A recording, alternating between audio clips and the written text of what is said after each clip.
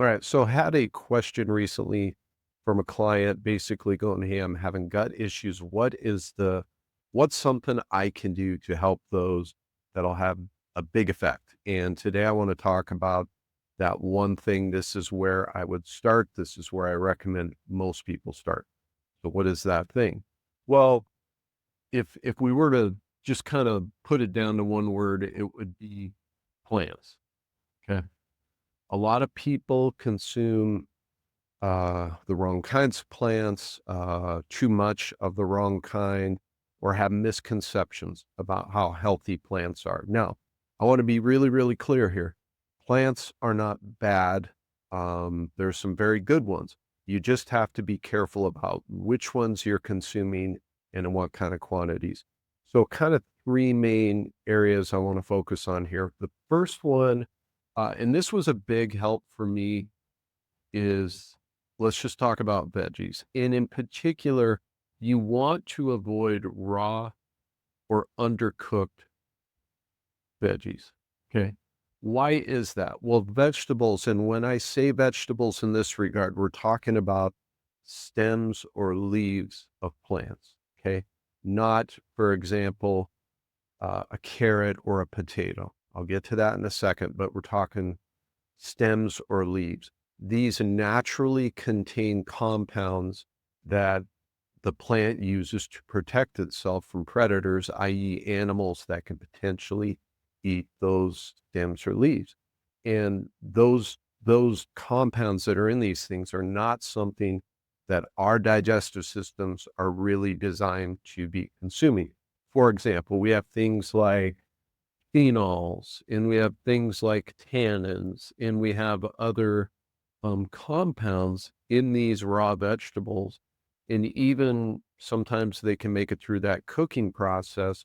Trypsin inhibitors, metabolic inhibitors, okay, antivitamins.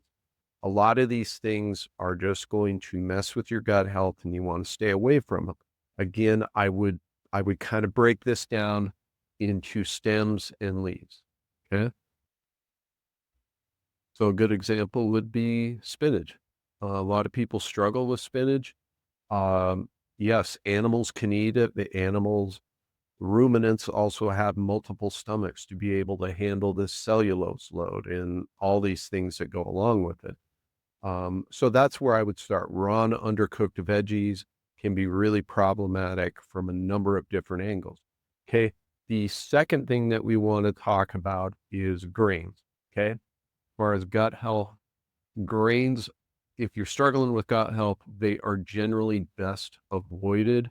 Now, I've mentioned before, I have sourdough on occasion. I probably have sourdough 4 to 5 times a week right now. I can handle it fine.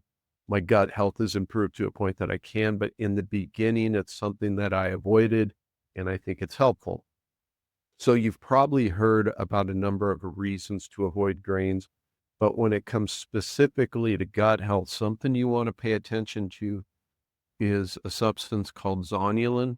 Okay. Zonulin production oftentimes will go up when you consume particularly hybridized grains. Okay.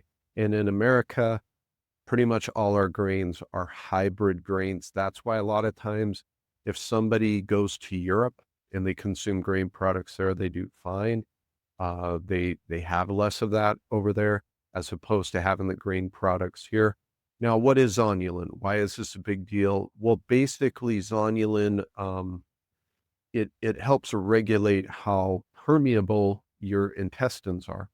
As you eat more of these grains, zonulin production will go up, which means gut permeability will go up. That is not what you want to have happen.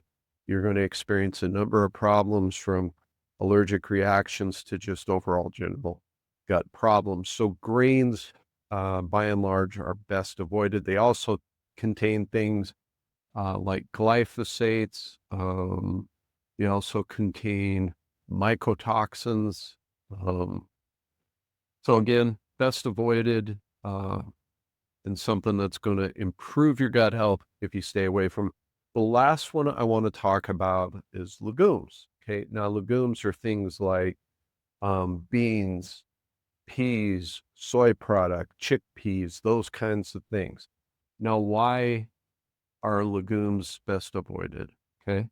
Um, Couple of issues here. Number one, they contain lectins, they contain phytic acid, they contain things like glucosides, which, tank your metabolism, protease inhibitors. Interestingly enough, legumes contain protease inhibitors. Okay. The interesting part is protease inhibitors are actually a class of drugs that we use for HIV patients. Well, why is this a bad thing? Because these protease inhibitors exist in the plant to protect it from whatever might be consuming it, whether that be insects. It also protects the plant from microorganisms. So again, a lot of these compounds that are in veggies and legumes are there as a natural protective mechanism for the plant, but we're not able to break them down. We're not able to handle them, and they end up messing up our gut health. So this would be an overall big thing for me that I'd avoid. Now, some people get confused and they're like, well, what can I eat as far as plants? Well, the things that you want to focus on, um, roots, tubers, and fruits. Okay. Particularly ripe fruits is what I'd stick with. For example, so we're going to be looking at potatoes for most people are going to be fine. Zucchini, squash, and then carrots are a great one, particularly raw carrots. Raw carrots are antimicrobial, have some antimicrobial properties. So I'd focus on those. And again, the raw fruits. Okay. Also keep in mind there's other things that you can do to improve gut health that I don't have the time to talk about here. Make sure to go to my website. There's a free checklist that I will provide you. It's free. Just drop your email address and I will get that sent off to you. But again, guys, if your gut health is suffering, be very careful about the plants you're consuming. Okay. I hope this was helpful. See you in the next one.